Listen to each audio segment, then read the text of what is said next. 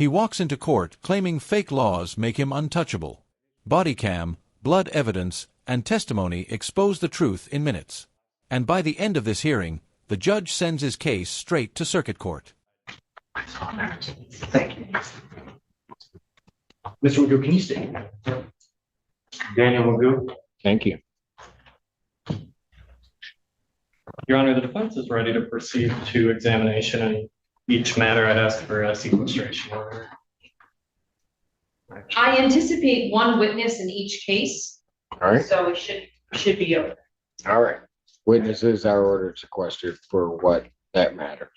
Actually, Your Honor, I have You may have, yes. I have an issue. I have been requesting the last time I was here, requested that the prosecution provide explanation for the undue delay. Your Honor, my advice to Mr. Magoo was that I'd be handling the examination today. So just for purposes of the record, I'm advising you not to make any statements on the record.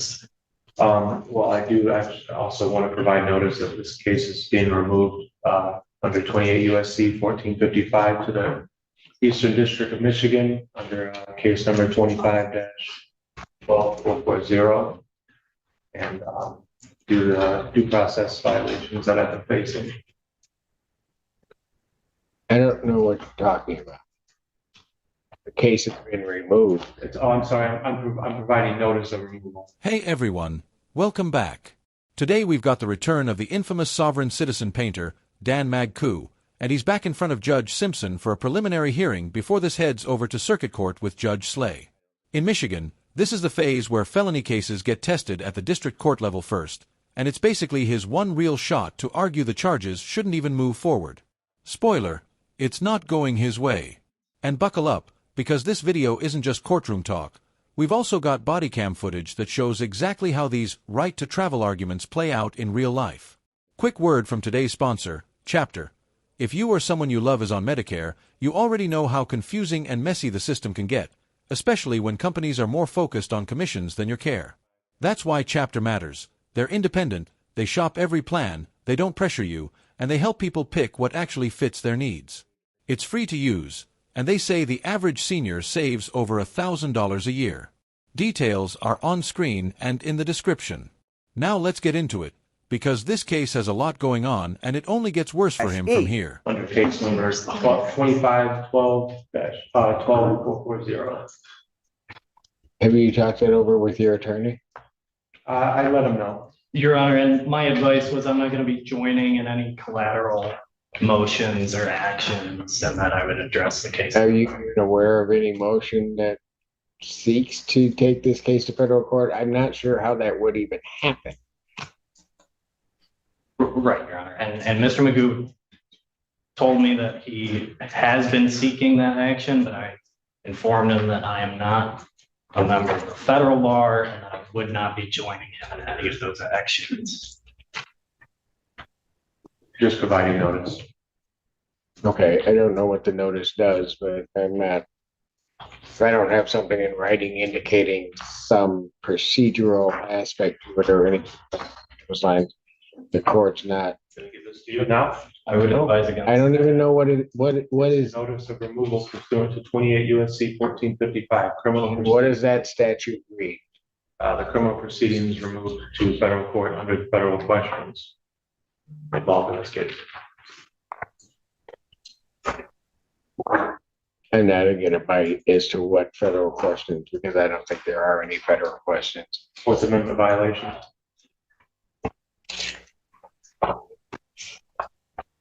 Which adequately a state court could handle if that were an issue. So I don't think there's any need for the court to even deal with that. I don't know that anything's been filed with the federal court regarding that or anything else. Filed under case number 25-12440. Are we ready to proceed? Defense is ready to proceed, Your Honor. People ready to proceed? Yes, Your Honor. All right. Which case would you? We were talking over each other. I apologize. If it pleases the court, could we start with the OWI matter? That being 05 23. I believe that's correct. That's fine. Start with that one. Thank you. A couple of housekeeping matters. The court is in receipt of the amended complaint, which is just taking it rather than the felony form. Is that correct? I do have an amended information. I do. Excellent. And Your Honor, I do believe defense is stipulating that the defendant has 3 prior OWI convictions. So stipulated, Your Honor. So there's a step to the priors. There it is, Your Honor. All right. Anything else? I do think defense is going to stipulate to people's exhibits 1 through 10, which are photos, but maybe not. Your Honor, I did have an opportunity to review those and we would so stipulate. And then people's exhibit 11 is a laboratory report. I'm not sure if there'll be a stipulation to that as well. We would so stipulate. I'm sorry? So stipulated, Your Honor. Okay, so exhibits 1 through 11 are stipulated to. Thank you, Your Honor. Therefore admitted. Thank you. I do expect that the officer in charge of the other matter will probably be informed at some point if sequestration order is otherwise enacted and followed. So I will call Paul Corey to the stand. All right, please come forward to be sworn. So the first witness up today is the officer responding to what started as a basic 911 call, a single vehicle crash into a pole near a gas station. Sounds routine, right? But with this defendant, routine doesn't stay routine for long. What begins as figure out what happened turns into figure out where he ran off to. And once you hear how the night unfolds, the escape from justice charge makes a lot more sense. Take Seabridge, right? If you saw the swear affirmative testimony about the truth, Were you working for the Milan City Police Department on or about March the 27th, 2024? I was Do you recall what shift you were working that day? midnight shift, 6 p.m. to 6 a.m. And were you ever at the location of Dexter Street and Arcona Road? I was About what time were you at that location? about 1:35, or when I was dispatched there. Why were you dispatched there? The 911 caller had said that there was a single car crash into a gas station in that area. Did the 911 caller, did you have any other information in your dispatch when you were headed that way? Objection, Your Honor. Calls for hearsay. Your Honor, it's not being offered to prove the truth of the matter asserted. It's being offered to prove why he was headed to that location and other additional information that may have hastened his speed going that way. All right, I will overrule the objection regarding hearsay. I'll accept it for what it's offered for, other than the truth of the matter. Thank you. Did you have any other information from the dispatch? I believe that the caller said that there was a single subject walking around outside of the car and possibly injured. When you arrived, what did you observe? A car that was, I saw a SUV that appeared to have been crashed into a sign outside the gas station here. And there was a single male subject standing around the passenger side of the vehicle. What did you notice about the vehicle first? It was definitely crashed there and not parked. There was some extensive front end damage. Officer Corey, you took some photographs that evening. Yes, Did you take a photograph of the vehicle as you found it? I did. Actually, more than one, would that be fair to say? All right. And when you saw the vehicle, how did you determine that it had been crashed as opposed to just parked there? Due to the amount of front end damage that it had, and it was still in contact with the signage there. Did you make any observations about any other parts of the vehicle? It was the windshield was smashed in a particular fashion. And go ahead. It appeared that it was impacted from the inside rather than the outside. How could you tell that it was impacted from the inside rather than the outside? It was falling outward instead of inward, and there was no gouging from the outside of the windshield. And when you were looking at the windshield, would you describe the cracking in any particular way?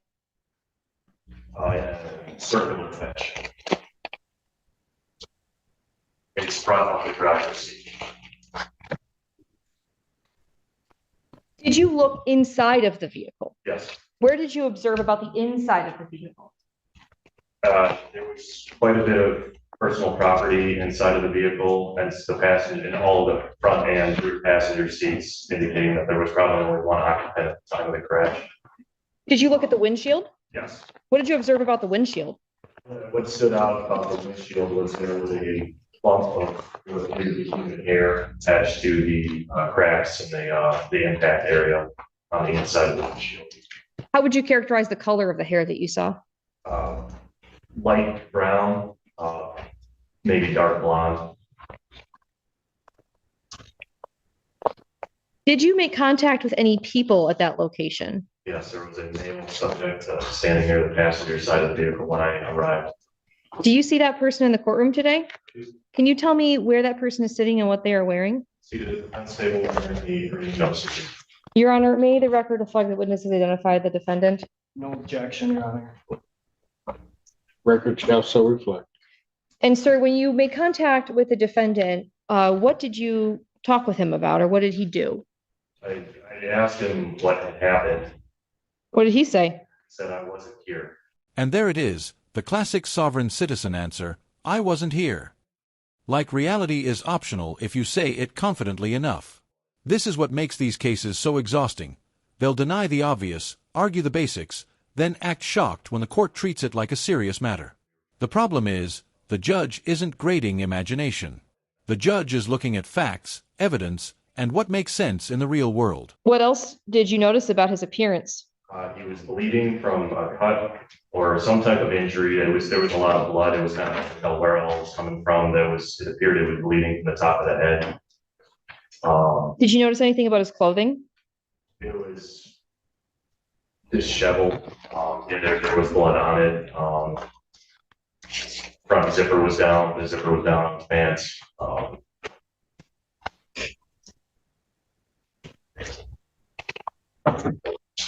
Did you look at the color of his hair? Yes. Based on your observations, did that appear consistent with the color of the hair in the glass inside the car? What happened next?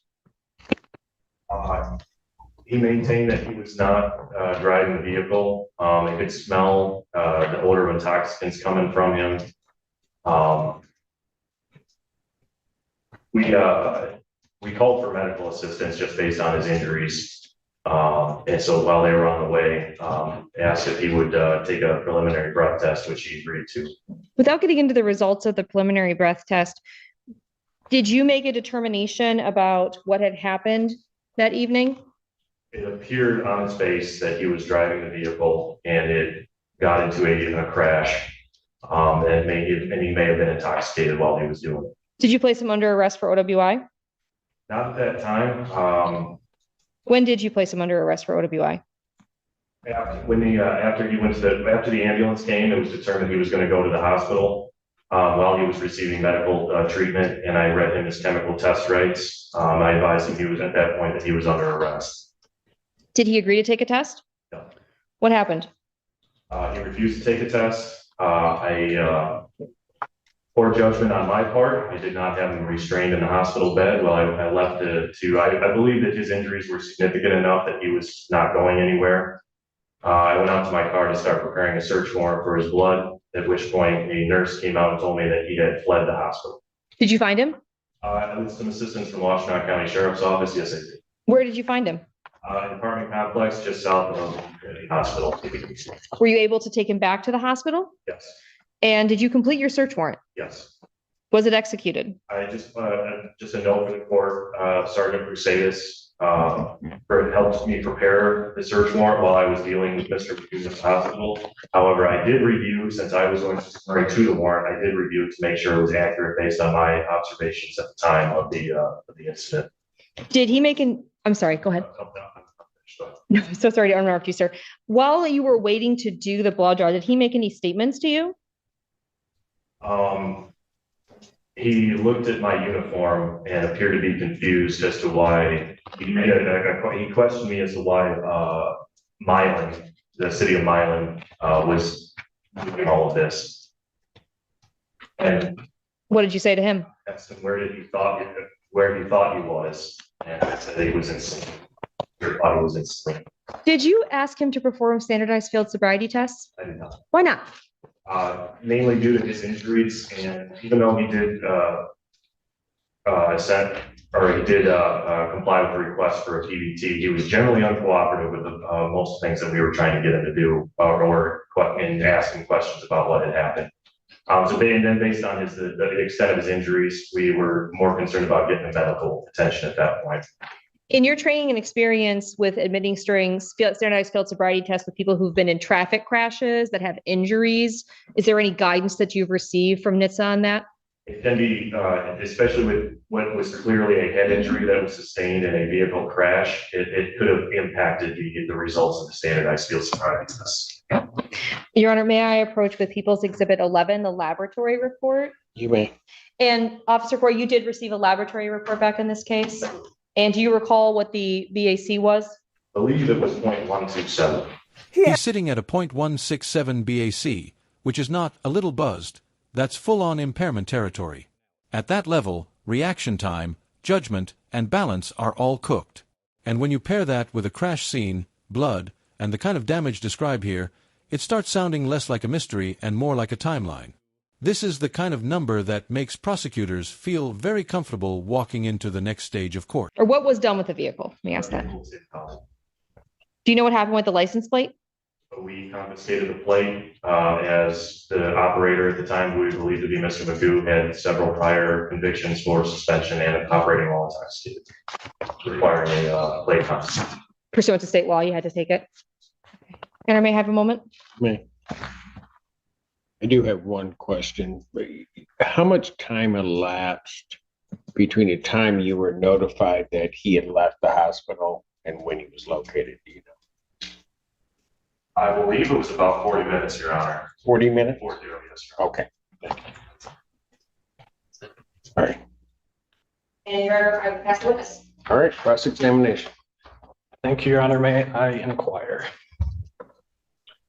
Afternoon, officer. My name is Alex Warren Green. I represent Mr. Magoo in this case. So you're dispatched for a single vehicle accident, right? Right. And that's at a mobile gas station, and it appears there was an accident from an SUV into the sign, the mobile sign, right? Right. And like you testified on direct examination, there was a 911 call placed, and that person didn't provide a name, did they? They may have. It's something that I didn't end up following up on. So you never talked to the caller, did you? And are you aware if anyone talked to that caller? I am not aware that anyone did. So as soon as you get there, Mr. Magoo is on the passenger side of the vehicle, right? Standing outside. It's on the passenger side. Okay. And that car was not registered to Mr. Magoo, was it? Correct. It was not. And like you testified on direct examination, he had a wound to his head, right? Yes. It's bleeding pretty bad. Yes. There was an injury to the front and back of his head, right? There's photographs of an injury to the back of his head, yes. Okay. And the front. And he appeared to be dazed. Yes, it was difficult to say if he was out of it due to the head injury or his level of intoxication, maybe a bit of both. And you didn't conduct the field sobriety test because you were concerned that the head injury you observed might impact the field sobriety test, right? It was possible, yes. So you testified on direct examination, you saw the windshield was smashed and you saw blood, right? Correct. There's a chunk of hair in the windshield, right? Yes. You take a picture of that? Yes. Let me backtrack. Sergeant Mercedes actually took the photograph of it. Okay. And most of the time you're talking to Mr. Magoo, he was wearing a hat. You recall that, right? I don't recall that. You may have been. So it's dark outside, right? And Is that a yes? 'Cause I don't think we got. oh, so Oh, I'm sorry, Your Honor. It's okay. Yes, it was. Okay, go ahead. And there's a significant amount of blood on his face and it's going into his hair, right? Correct. Okay. In this case, you did submit evidence to the crime lab for forensic analysis, right? Blood test, yes, blood sample. Right. So no hair follicles, right? No. And there was no attempt to obtain any forensic match between the hair or the blood that was found in the car with any hair or blood from Mr. Magoo's body, was there? You're correct, there was not. Okay. On direct examination, you talked about field sobriety tests. You said you're trained in the administration of field sobriety tests, right? Yes. And you forewent the field sobriety tests in this case, but no one asked him at all to perform those field sobriety tests, did they? That's correct.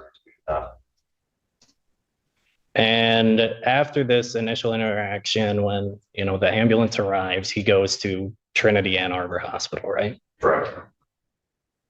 And did you accompany him in the ambulance or you follow behind? All behind. Okay. And you read him his chemical rights at the hospital while he's in the bed, correct? Correct. And he refused at 2:51 a.m.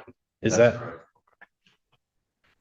And after he refuses, you leave the room to go and work on the affidavit for the search warrant, right? Correct. And then Mr. Magoo vanishes. That is also. Okay. You didn't see him leave. I did not. You had no idea where he was. Nope. And like you said, he wasn't handcuffed or in any way restrained to that bed, was he? He was not. And there were no officers standing at the door or otherwise supervising that room, were there? No. And through your investigation, you determined he's located at an apartment complex at around 3:40 a.m. Is that right? That's what is in the report. I think I listed a time in there. If you want me to look at, refresh my memory. It would refresh your recollection to look at your report? It will. Okay. Yes, I did. He was located about 3:40 a.m. Okay. And he's returned to the hospital. The blood draw was completed at 4:28 a.m. And of course, there's two blood draws done. So it's 4:28 a.m. and 4:29 a.m. Does that sound right, officer? That sounds correct. Okay. So in an ideal OWI investigation, you want to have eyes on the subject from the time you make the scene until the needle enters the arm, right? I do. Yes. Okay. One of the reasons you do that is to make sure the subject doesn't consume anything that could impact the blood test, right? That is correct. And Mr. Magoo was unaccounted for nearly an hour in this case, right? That's correct. And in your search warrant affidavit, you didn't mention that, did you? I don't believe so, no. Thank you for answering my questions, Your Honor. I have nothing further at this time. And yet, he just vanished from the hospital. That's not confusing, that's a decision. The officer didn't see him leave, nobody was watching the door, and suddenly the defendant is simply gone. If you ever wondered how extra charges get added so quickly, this is how. Moments like that take a bad case and turn it into a much worse case. Reader. Thank you, Your Honor. Officer Corey, were you able to obtain information that the defendant had previously been pulled over by a different police agency operating this car in March of 2023?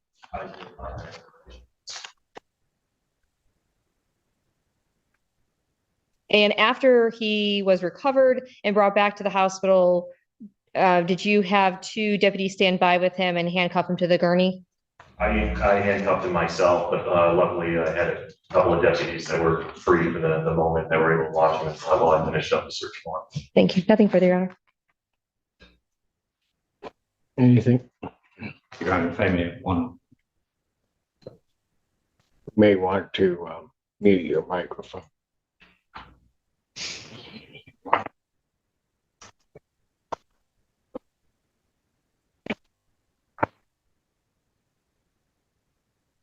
Your Honor, just briefly.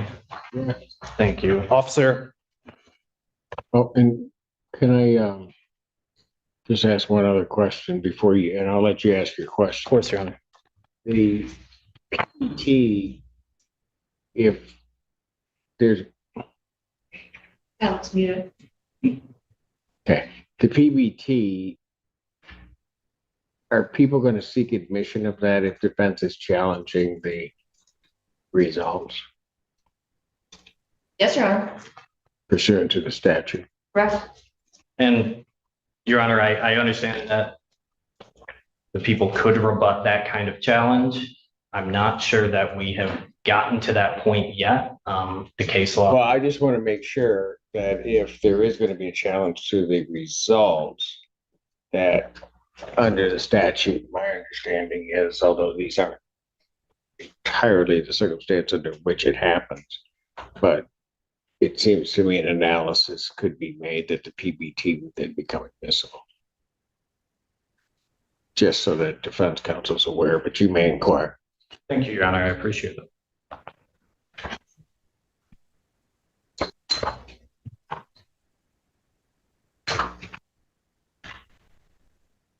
Officer, before Mr. Magoo was admitted to the hospital, did you yourself search him?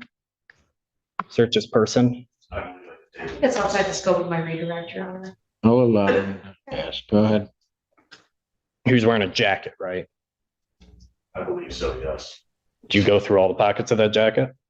I normally would, yes. I believe I did.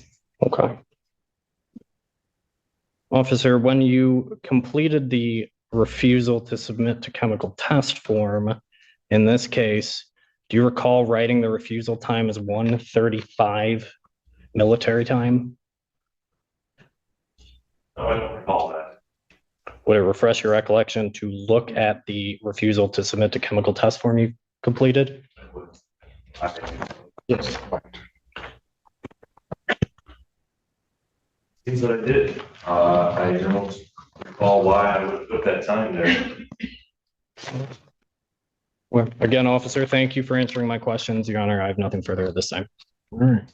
Ms. Lundy. Officer Corey, you would agree with me that this says refusal date, but it does not say refusal time, correct? It just says military time? Correct. Okay, thank you. And lastly, Your Honor, in anticipation of an argument that the blood result is not accurate, I would ask a question about the PBT, but if that argument's not going to be made, then I don't need to.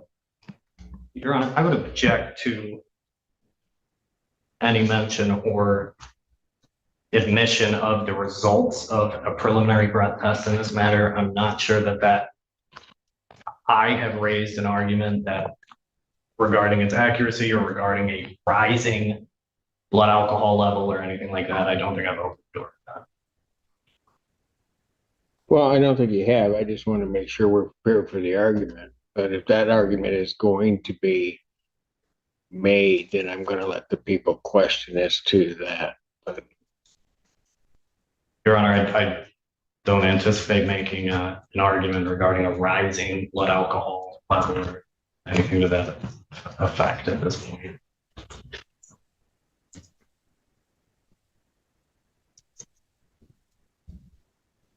well, but are you going to make the argument that the blood alcohol result at the time of the test, well, I'll just do it this way, is either lower or higher than the, Your Honor, I intend to make arguments on what has already been stated on the record, and I'm not to. what does that mean? From the defense, I don't anticipate any further questioning regarding the blood alcohol results from either the lab or the preliminary breath test. Okay, again, that was very cagey the way that was put, but I'll just put it this way. What I will do, Ms. Lundy, is I will not permit the questioning at this point. However, if it is raised in argument, I may entertain a motion by the people to reopen their proofs to take testimony regarding that. Thank you, Your Honor. Understood, Your Honor. Thank you. I have nothing further. All right. You may step down, sir. Thank you. I'm not even going to pretend here. This defense attorney is actually putting on a real cross-examination.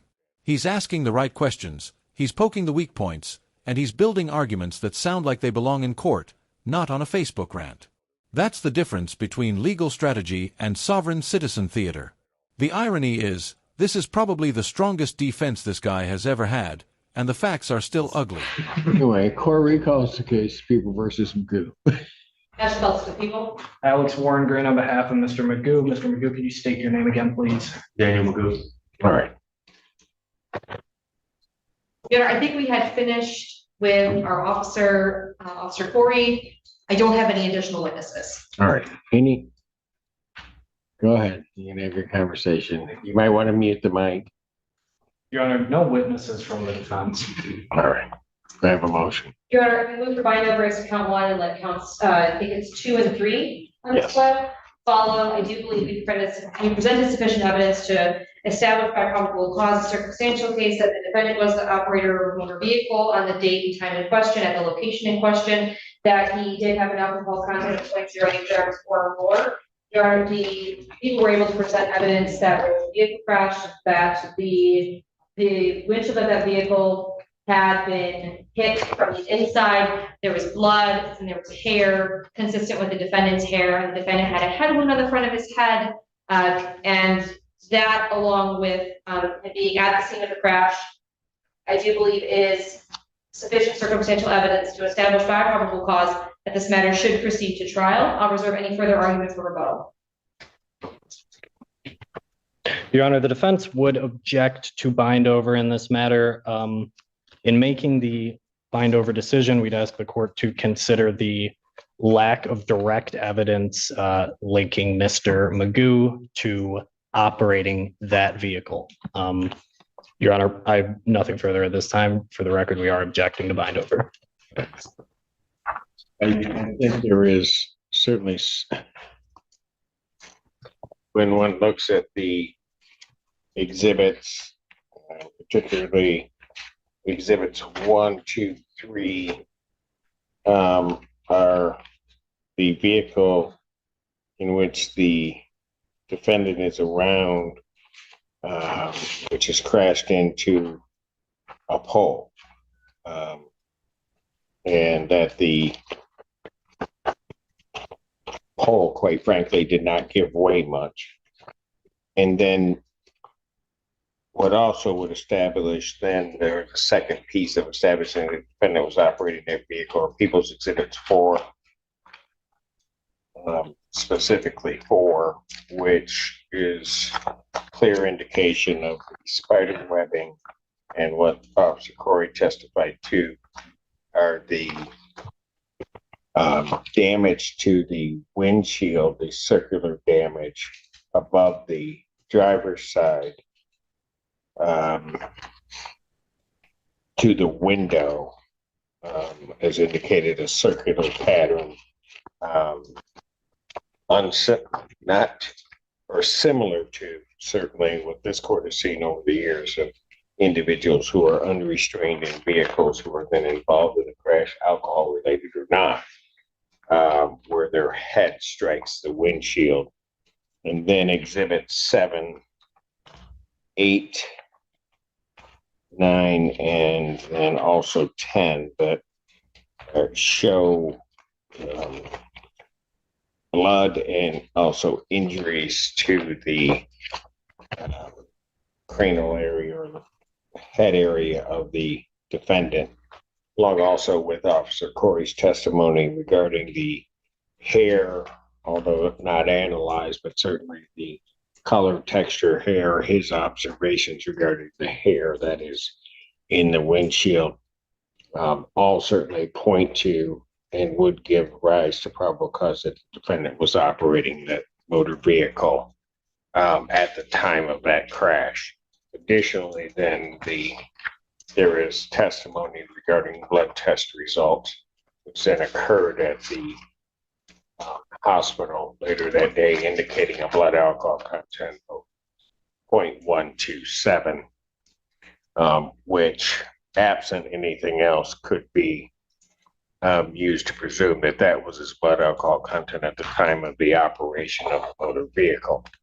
So that the record is clear, even to the extent the defendant's unlawful escape from custody at the time from the hospital may go to the weight to be given to that blood alcohol result, but does not negate that blood alcohol result. The court is sufficiently satisfied that the people have sustained their burden of showing by probable cause that the defendant did operate a motor vehicle under the influence of alcohol or intoxicants. So therefore, for those reasons, the court would bind the defendant over on count 1 with the stipulations to the previous convictions of the defendant, with counts 2 and 3 following. All right, that wraps the first officer's testimony. Even though some of it is circumstantial, it's the kind of circumstantial evidence that actually connects. Crash scene, damage pattern, injuries, behavior, and then the hospital escape on top of it. At the preliminary stage, the bar isn't prove it beyond all doubt, it's is there enough to move forward?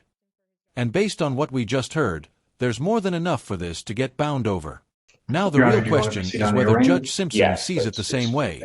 So let's hear the ruling. Waive formal reading of the information, stand mute. Defendant having waived formal reading, standing mute, court will enter not guilty plea as to all 3 counts. Pretrial in this case will be October 9th at 1:30 with Judge Slay. October 9th, 2025, 1:30 before Judge Slay. That case bond will continue.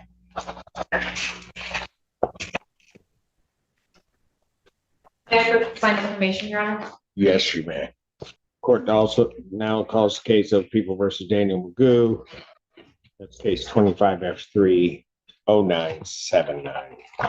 That's supposed to be people. Alex Warren Green on behalf of Mr. Magoo. Mr. Magoo, could you please state your name for the court? Daniel Magoo. All right. Ready to proceed on this case? We are, Your Honor. Prior to beginning, I will inform the court, I did inform defense counsel, I do intend to, if the proofs bear it out, to add a count of resisting or obstructing an officer. And I believe defense counsel is aware of that. That would be contrary to 75081D as in dog 1. Okay. Right. And Your Honor, 2 also provide notice of this, notice of removal pursuant to 28 U.S.C. 1455. This case has also been removed to the United States District Court of Eastern District of Michigan under case number 25-12441 for Fourth Amendment violations along with others. This court has no knowledge, as I last case, of any removal, has not been notified of removal, and so has not been presented anything with removal, nor anything presented which would show a procedure in which this state action would be removed to federal court. So for those reasons, while you want to say it all the time on the record, That's it. to the extent it's a motion of any type, that's denied. You may call your first witness.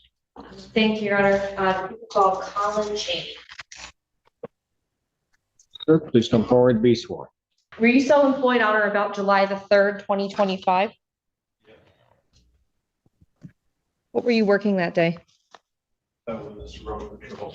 And where were you road patrol at?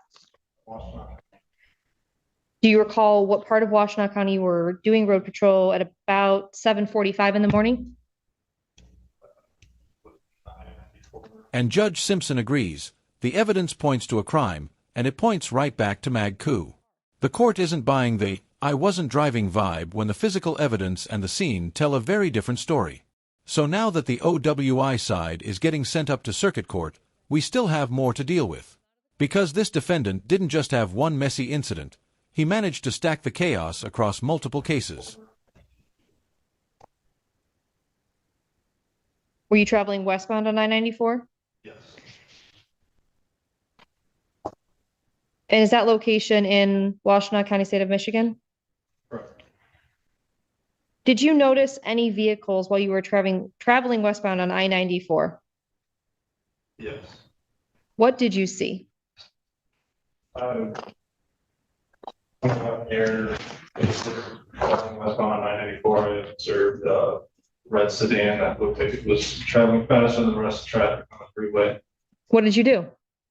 I caught up to it, and when I got closer to it, my radar picked up the speed reading. And what was it reading? 90 miles per hour. What did you do next?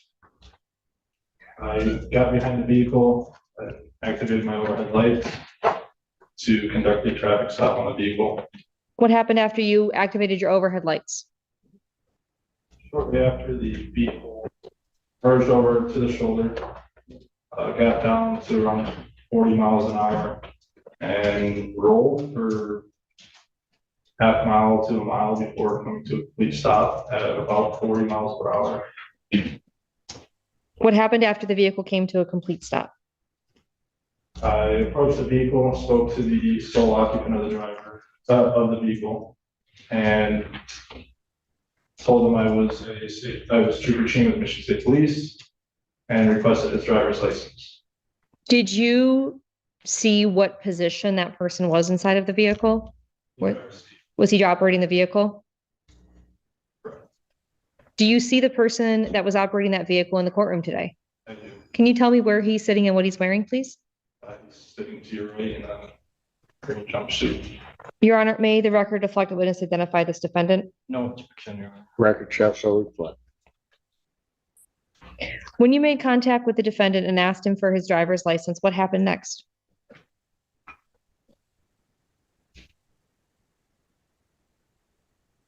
Did he say anything to you? He did. What did he say to you? I don't exactly recall what it was that he said, but somewhere early on he advised me that I did not have the right to stop him. And actually, right after I asked for his driver's license, he asked what my reason for the stop was. What did you say? I told him that I observed him on my radar. I observed his speed on my radar that was over the speed limit. What happened after you told him that? I requested his driver's license again. Did he give it to you? He did not. What happened after he didn't give you the driver's license? He stated that I did not have the right to stop him because he was traveling in a private capacity and not a commercial capacity. What did you do? I advised him that he is required to provide a driver's license at the request of a peace officer. Did he provide you a driver's license? He did not. Did you observe anything about the vehicle's license plate? The vehicle's license plate did not look familiar to me. I had not had a chance to actually run the plate. Okay. So while you're at the side of the car and you're speaking with him, are you continuing to request his driver's license? Multiple times. Is he ever providing it to you? No. How long do you think, well, I want to ask that question. As this is going on, what are you doing? While I'm speaking with him, I requested for back because he's not being very compliant. You asked for what? Backup. Backup? Okay. At some point, did you return back to your vehicle? I did. And what did you do when you got back there? I attempted to run the plate. Did not seem that the plate existed, essentially. What did you notice about the plate once you were able to examine it? It was not registered to any specific state. Do you recall what it said on it? It's a diplomat on the top, non-expiring on the bottom, and I believe it's a non-commercial. A diplomat plate that isn't registered to any state is basically a neon sign that says, "I printed this myself." These guys love props, fake plates, fake paperwork, fake titles, anything that feels official enough to stall the moment. But the road isn't a debate stage, and a traffic stop isn't a philosophy class. If you can't produce a license and your plate doesn't belong to any real system, the conversation is already Any over. information about the vehicle? Not on the plate. How did you get information? I read the VIN of the vehicle.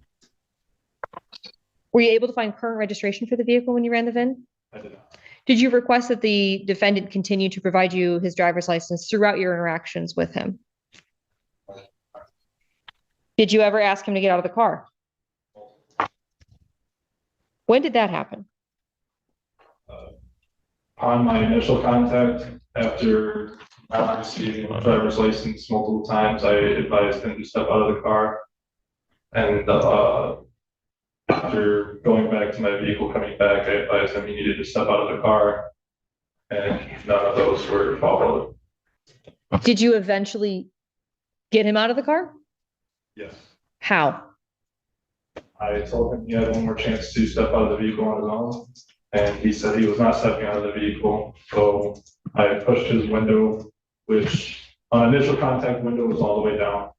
After backup had arrived, I believe sometime after, while I was going back to the car, he cracked the window.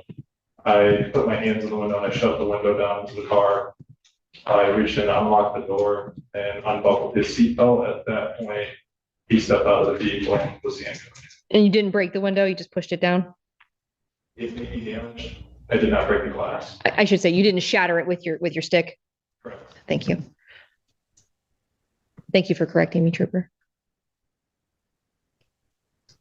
Were you wearing a body camera on the day that this happened? I was. Was it functional and operational? Yes. Have you had a chance to review the recordings from that day? Yes. And Your Honor, with permission, the people would like to propose to admit Exhibit 1, which is the body cam, but I'm only going to play select portions of it. Yes. Is there any objection? No objection, Your Honor. All right. The first segment is about 8 minutes long, Your Honor. Before playing that, the license plate, did it say, was it black and white? You recall? If you recall. It was either black or dark blue, white, something along that line. And it said diplomat across the top. Correct. And then at some point at the lower, maybe left, right-hand corner, talked about it being non-expiring or something along those lines. Yes. Oh, joy. Oh, May I, Your Honor? yes, you may. You Thank can you so tell much. Judge Simpson is already clocking the absurdity here, because even the court can't pretend this diplomat stuff is normal. And now we're getting to the good part, the body cam. Courtroom arguments are one thing, but body cam shows you what happened before the story got polished and reframed. This is where sovereign citizen tactics usually fall apart in real time, because reality doesn't pause while they try to not consent.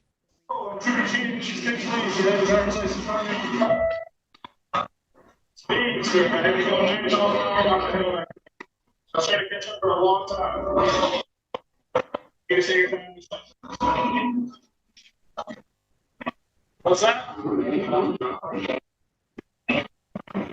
My radar, sir. I need your driver's license.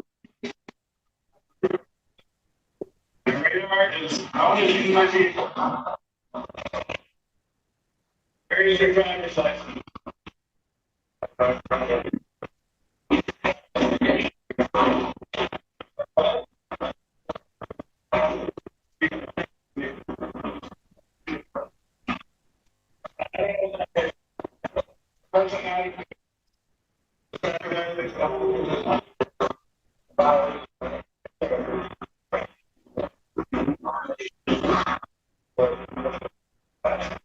No, it's not matter what the tax either. A violation, Steve. Here's your driver's license. Okay, where's your driver's license? Yes, you do. You don't need traffic stop. By law, you have to identify yourself. Yes, sir. Is on the traffic stop. You are violation of the law. I stopped you. I'm conducting an investigation of the violation. You must identify yourself. According to Michigan law. So you said a violation. It's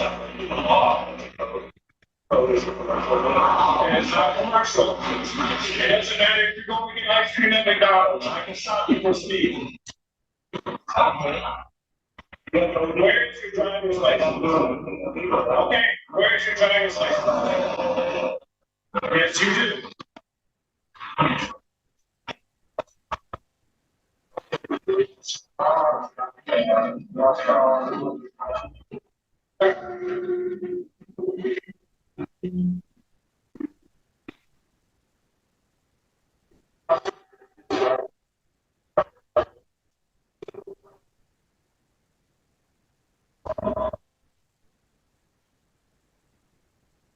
Where's your driver's license?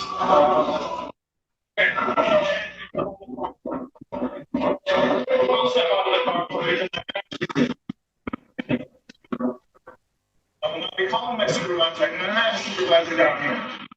They're a long ways away. We're not gonna sit here and wait for a supervisor, so. I understand that. If you cooperate with me, I need your identification, we can get you out of here. Yes, I do. Oh, and you are required to identify yourself to a police officer. I'm not trying. It does not matter what capacity you're traveling in. It does not matter what capacity you're traveling in. What about the plate? What are the plates supposed to be in? I know nothing about that plate being. What's that even mean? That means nothing to me. Who are you? Trooper Chief, which is great. So look at the brand code, my back number is 1245. Now, if you don't identify yourself, you will identify yourself. Yes, sir. From a radar though? Yes, sir. It's mounted in my vehicle, according to everybody. You know what state troopers, police officers all around the world, to seek an answer because they're waiting to discover stuff. Okay, well, I haven't experienced that, so I feel for those state troopers. What's your name? You don't have the reason to what is your name? You don't have a reason to ask. Yes, I do. Yes, I do. I am here on the side of the road with you. You need to identify yourself. Yes, you did. That is why I'm stopping you. Why did you roll for what reason? What reason do I have to call my supervisor? Because you don't want to listen to me? If you are not obeying the law? So you are not identifying yourself. You identify yourself. Go to the dog test. Let me see the dog test. Let's see.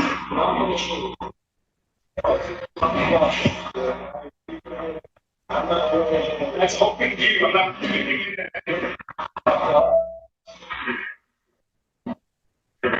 ID now. Identification now. You step on the page. Yes, you have. That's why I'm stopping. Okay. Do you want to say it? You are escalating the situation. You need to identify yourself to me. I'm not going to argue with you anymore. You will step out of this vehicle. Well, identify yourself. I ask you to cooperate with that next mission you have on the road. It's Trooper Chief. I said that. That's number 1245. Why am I calling my supervisor? I'm not going to tell him. Let's have you call him right now. I'm not going to tell my supervisor. See my nation. 90 miles an hour on the freeway. Mark 70. You I don't know who you are. You are. You will identify yourself to me. Then identify yourself. Take your name. What's your name? Do not leave. And Your Honor, skipping ahead to about the 33-minute mark, close as I can get it. All right. What's up?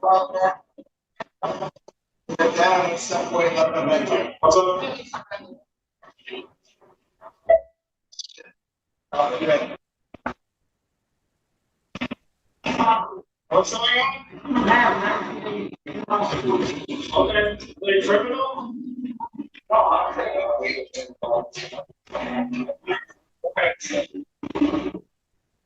Okay, I'm not worried about that because I'm acting with the law right now.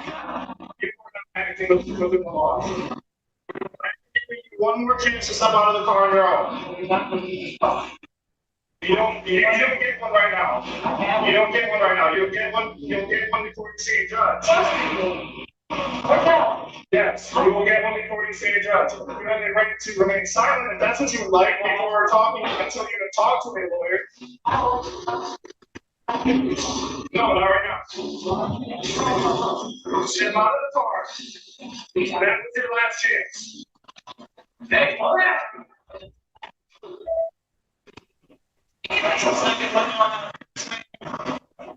Alright. Put your phone down. I'm not coming home. Step out of the car. Try and fix your vehicle. He said I will keep my phone. Put your phone down. I genuinely feel for state troopers in situations like this. They're standing on the shoulder of a freeway with traffic flying by, trying to keep it calm, trying to keep it safe, and the driver is treating it like a podcast debate. One mistake out there can turn deadly fast, for the officer, for the driver, for anyone passing by. And the wild part is, the trooper is still trying to resolve it peacefully while the defendant keeps escalating with words.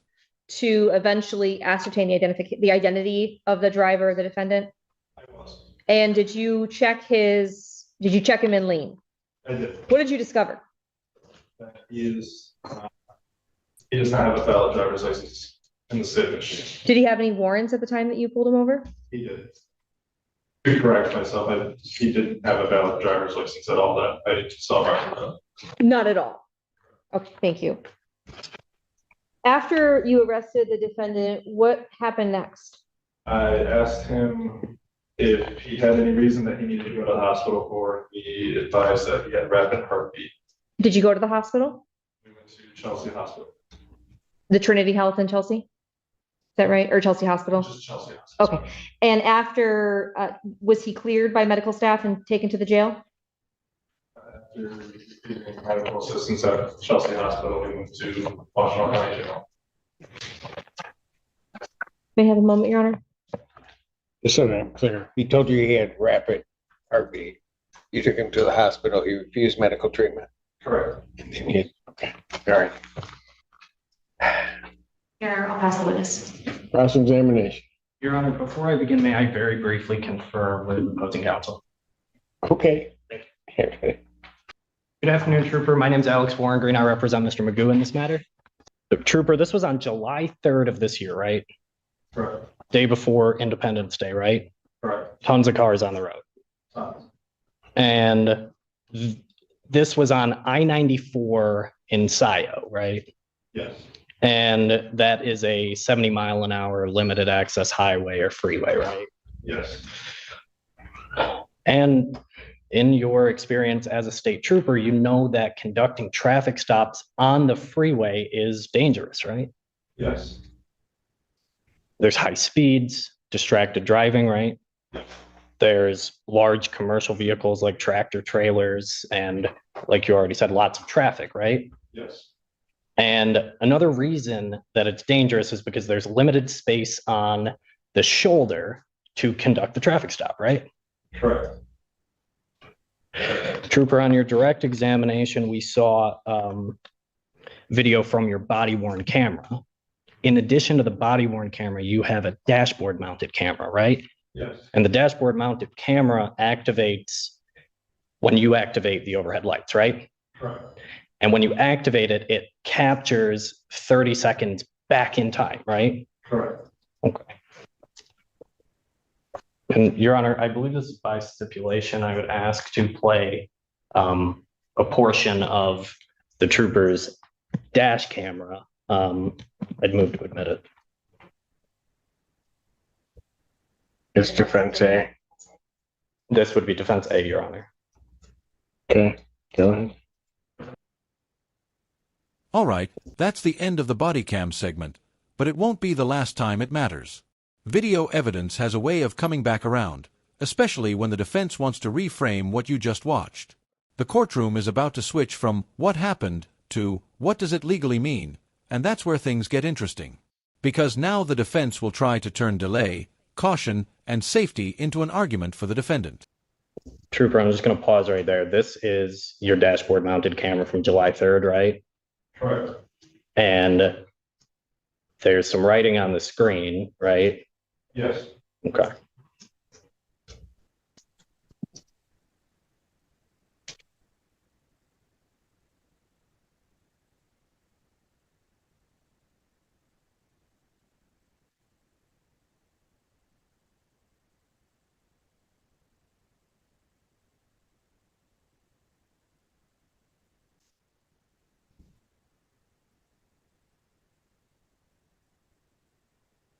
So Trooper, I paused at exactly 30 seconds. This is when you activated your overhead lights, correct?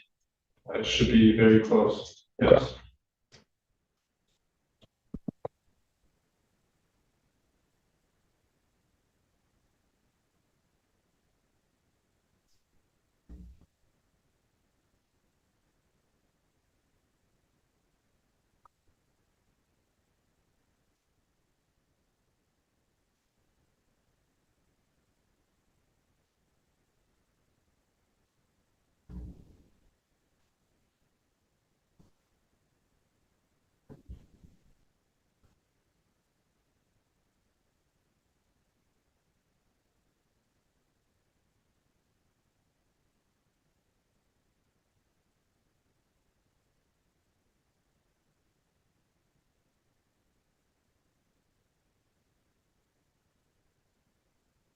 Pausing the video at 1 minute and 18 seconds. Trooper, you'd agree with me that both you and Mr. Magoo are in a stationary position at this time, right?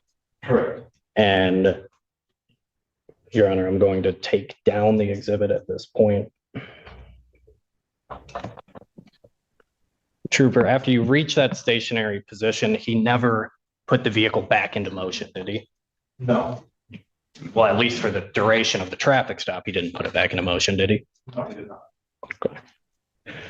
And the patrol vehicle you have, it has a mounted radar system, right?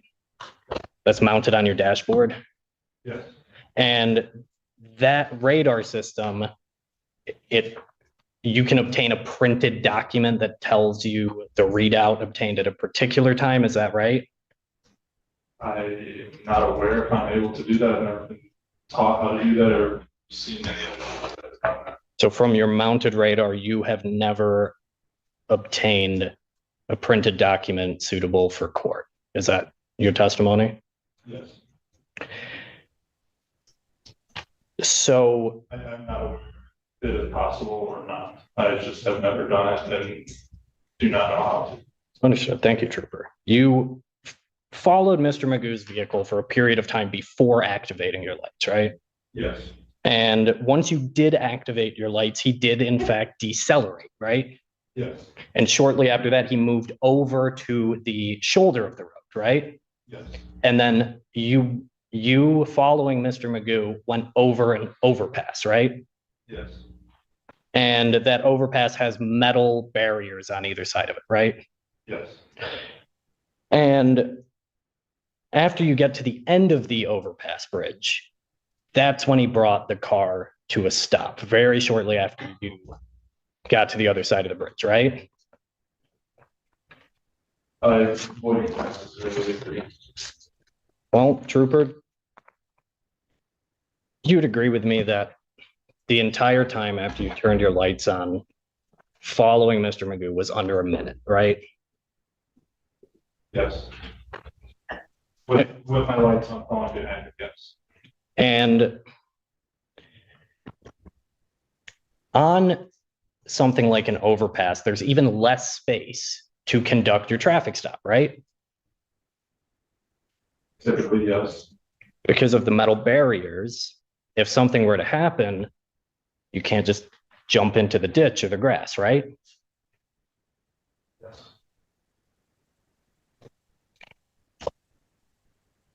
So after you're stationary, Mr. Magoo's stationary, you walk up to the window, right? Yes. And you two have a discussion, right? Yes. And Mr. Magoo didn't hit the gas pedal, did he? No. He didn't open the door and start running down the freeway, did he? No. He didn't take a swing on you or any other officers that responded, did he? No.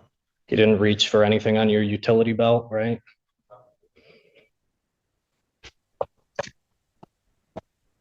Your Honor, if I may have one moment. Trooper, the reason for this traffic stop wasn't because of a license plate, was it? Not at the time. And the reason for initiating the traffic stop wasn't because of an invalid or expired license, was it? It was for speed, right? Yes. So at the time you initiated this traffic stop, you hadn't witnessed any crime occur in your presence. Would you agree with me? Speed violation, I did not. Thank you for answering my questions, Your Honor. I have nothing further at this time. Any redirect? Trooper Cheney, if you recall, what did the defendant tell you he was doing when he was driving on the shoulder and not pulling over and stopping for you? He advised he was emailing his summons for a trial that he has against prosecutors and magistrates. Thank you. Nothing further. Your Honor, very briefly on that. Yeah, go ahead. That opened up a whole bunch of stuff. Go on. Thank you, Your Honor. Trooper, on behalf of Mr. Magoo, after you saw this plate, you didn't call the embassy, did you? You didn't call the Department of Transportation, did you? No. All right. Your Honor, I have nothing further at this time. To be fair, that question from the defense was never going anywhere. A trooper's job is not to call an embassy because someone slapped a fake diplomat plate on a car like it's a costume. And he definitely doesn't have to call the Department of Transportation and sit on hold like this is customer service. The plate didn't match any real system, the driver wouldn't identify himself, and the law doesn't require officers to entertain fantasy paperwork. Translation: he's not a diplomat. He's just another guy hoping confidence will override consequences. No redirect, thank you, Your Honor. Excuse. Trooper, you may step down. Thank you, sir. No objection. It's witnesses. Your Honor, at this time, we will move to add count 6, assaulting, resisting, or obstructing a police officer for Trooper Colin. And I have no additional, contrary to 75081T1, I have no additional witnesses at this time. The defense calls no witnesses, Your Honor. All right. And response to their motion to bind over.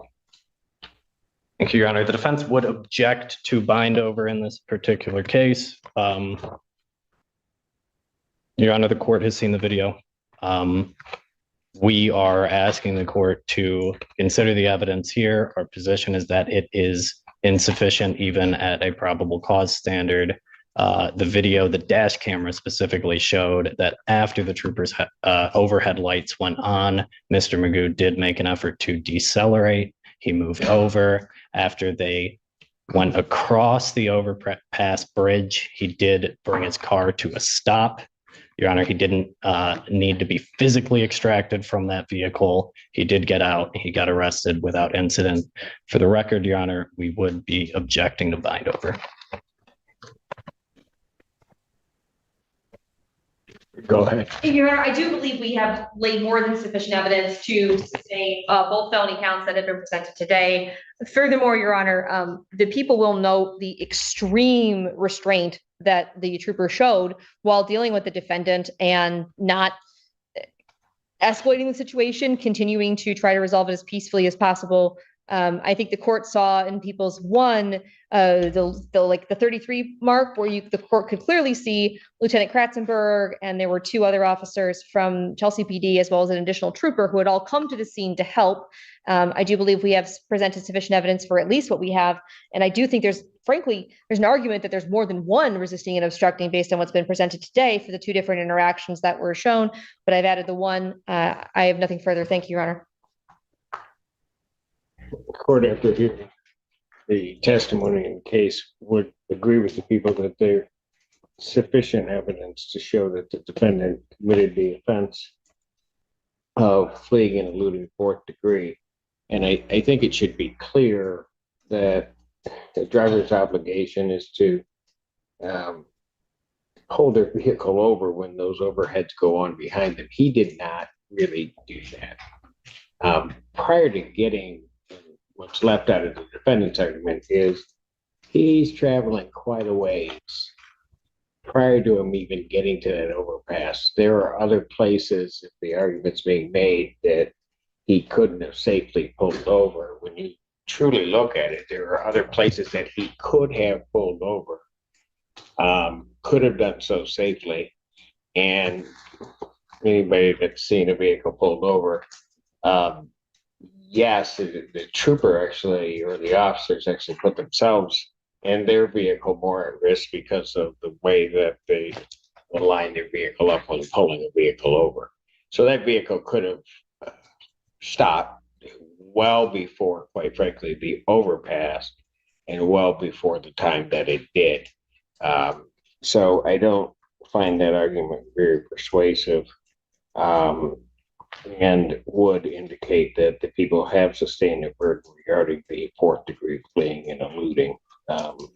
Also, just noted, the trooper, his voice is telling him, it was in People's Exhibit 1, he's sure he knows that Mr. Magoo can't hear him, or whoever's in that vehicle can't hear him, but he is saying, pull over. He's trying to implore that vehicle to pull over. So the court will bind the defendant over on count 1. So count 1 is in the books, and he will be bound over to the circuit court. Now let's hear about the rest of his charges. With reference to the added count 6, the resisting and obstructing,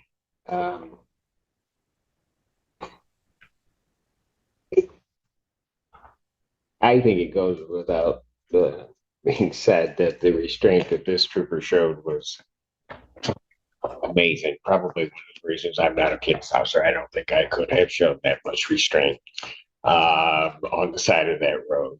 That it seemed like forever before that door opened. The officer, the trooper, would have certainly been well within his rights to have acted, opened that door at some point in time. What was actually phenomenal is that he did not do that, that he left. He was not looking to indeed escalate it anymore. And it was just amazing to me.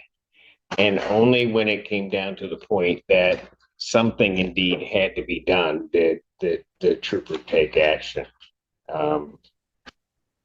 Quite frankly, that behavior is, I've always told people around the country, with all due respect to other state troopers and all of the places I've been, I think Michigan has the best. So, and I mean that from the bottom of my heart.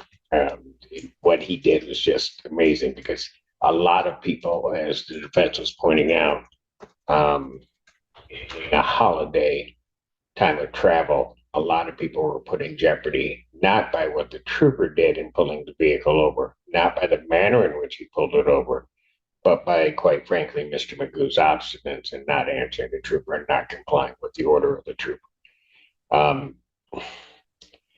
There are probably, and I think the people are right, that there's probably more than one resisting and obstructing here. Since the people aren't asking, I won't add an additional or 2 counts, or at least, of resisting and obstructing. I will only add 1 of resisting and obstructing as an added count 6. So defendant, so the record is clear, is bound over to stand trial on counts 1 and 6, those being felony, with counts 2, 3. Yes, it's 2, 3, and 4 and 5 following as misdemeanors. Your Honor, with respect to the Circuit Court arraignment, we acknowledge receipt of the information, waive its reading, and stand mute. Defendant having waived formal reading, standing mute. Court will enter a not guilty plea as to all 6 counts. Pre-trial in this matter will be October 9th at 1:30 with Judge Slay. October 9th, 2025, 1:30. Judge Slay. So count 1 is officially in the books. He's getting bound over to circuit court. That means the court believes there's enough here to move forward, and now the case levels up. But we're not done, because the resisting and obstructing count is also on the table. And once that gets added, the "I'm just traveling" routine stops being comedy and starts being serious exposure. And when the court says bond will continue, what that really means in plain English is, you're going back to jail, and you're staying there unless the court says otherwise. Especially with someone who already ran once, the court isn't going to gamble a second time. So that's where today's hearing ends, and honestly, This might be the last we see of Dan Mag-Ku on YouTube for a while, because Judge Slay videos haven't been popping up lately. If anything changes, or if we get the October hearings, I'll bring it straight to you. If you enjoyed the breakdown, hit like. If you didn't, hit dislike. But either way, drop your thoughts in the comments, and subscribe with notifications so you don't miss the next one. I'm Team Skeptic, and I'll see you in the next video.